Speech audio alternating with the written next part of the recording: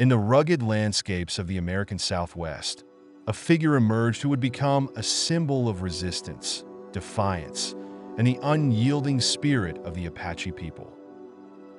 His name was Geronimo, a leader whose name would echo through history as both a fierce warrior and a tragic emblem of the struggle between Native American nations and the imposing forces of government powers. Geronimo was born in 1829 near the Upper Gila River in present-day New Mexico. Named Goyakla, meaning one who yawns, his early years were shaped by the rugged terrain of the Southwest. Geronimo was immersed in the ways of the Apache, learning the skills of hunting, tracking, and warfare. The Apaches were a nomadic people, their lives intertwined with the land they called home. Soon Geronimo's life would be struck by tragedy, and it would set him on a path of vengeance and warfare. In 1851, while Geronimo was away trading, Mexican soldiers attacked his camp, slaughtering his wife, mother, and 3 children. This act of brutality ignited a deep-seated hatred within Geronimo. Swearing vengeance, he became a warrior dedicated to fighting against the Mexican forces that had taken everything from him. For years, Geronimo waged a relentless campaign against the Mexican military. His raids were swift and deadly, targeting settlements and outposts across the border. Geronimo's knowledge of the land and his ferocity in battle made him a formidable opponent. He became a figure of fear, a ghost who struck without warning and disappeared into the desert as quickly as he had come. Because of his fierce fighting, the Mexicans would call out to Saint Jerome or Saint Geronimo for help. This is how Geronimo earned his name. As the years passed, the Apache faced a new threat, an expanding United States that sought to settle the territories of the West. By the 1870s, tensions between the Apaches and the U.S. Army had escalated into open conflict. The U.S. government, determined to subjugate the Apache, launched a series of campaigns to force them onto reservations. Geronimo became the face of the Apache resistance. Refusing to submit, he led his people in a series of escapes from the reservations, evading capture and continuing to wage guerrilla warfare. In 1882, the U.S. government intensified its efforts to subdue the Apache resistance, appointing General George Crook to lead a campaign against Geronimo and his followers, and finally bring an end to the Apache resistance. The campaign took place in the unforgiving terrain of the Arizona and New Mexico deserts, as well as the rugged Sierra Madre Mountains in northern Mexico. Geronimo's band was small, consisting of a few dozen warriors, women, and children. However, their knowledge of the land gave them a significant advantage. They knew the hidden trails, water sources, and natural shelters that allowed them to move swiftly and stay ahead of their pursuers. Crook's troops, which included both regular soldiers and Apache scouts, faced immense challenges.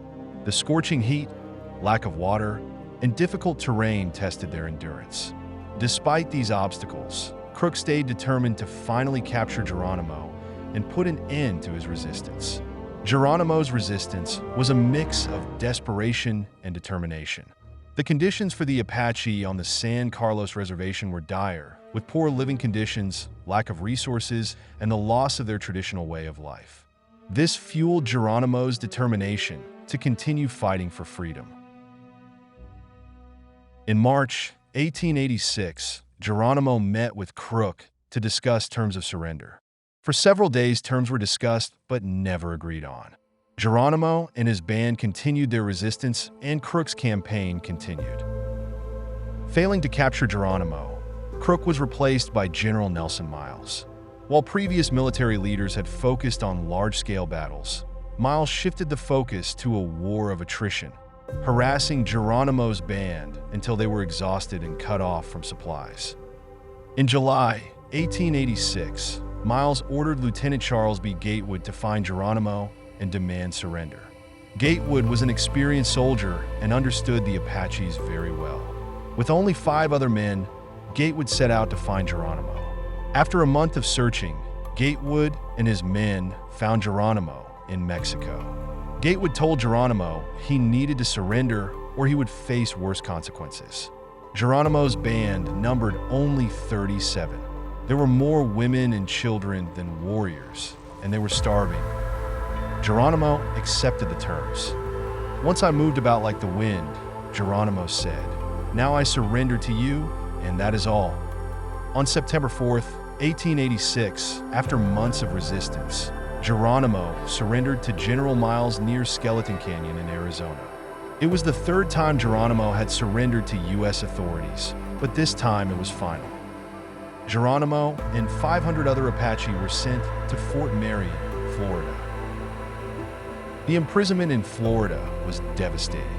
The hot, humid climate of Florida, combined with the lack of familiar food, exacerbated the suffering of the Apache prisoners.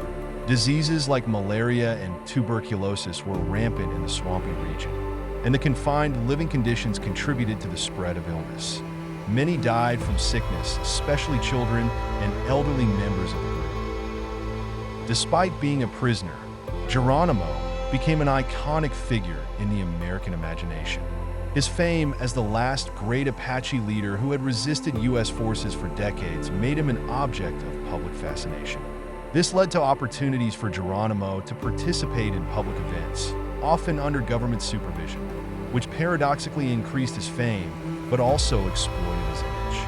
Geronimo attended various public fairs, exhibitions, and expositions where people lined up to see the famous Apache leader.